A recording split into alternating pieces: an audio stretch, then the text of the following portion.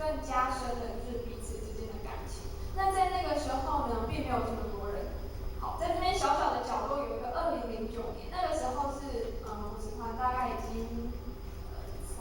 两三年之后的，然后才有了这么多的人。刚开始吃饭呢，大概只有3个人、4个人，那我们还是就是很坚持的，每天晚上都要到补习团吃饭，然后就3、4个人一起下厨，然后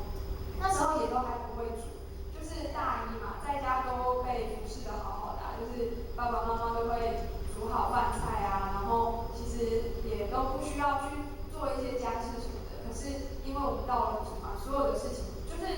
就像一个家一样，所有的事情就是我们这3、4个人要去承担，要去负责。那个时候呢，其实只觉得一切都很新鲜有趣，因为毕竟从来没有接触过的东西。那所以就从这样就是到补习团之后，然后当然很自然的吃饭之前一定要献香嘛，那才发现说，哎，原来我们每天都要做的事情。那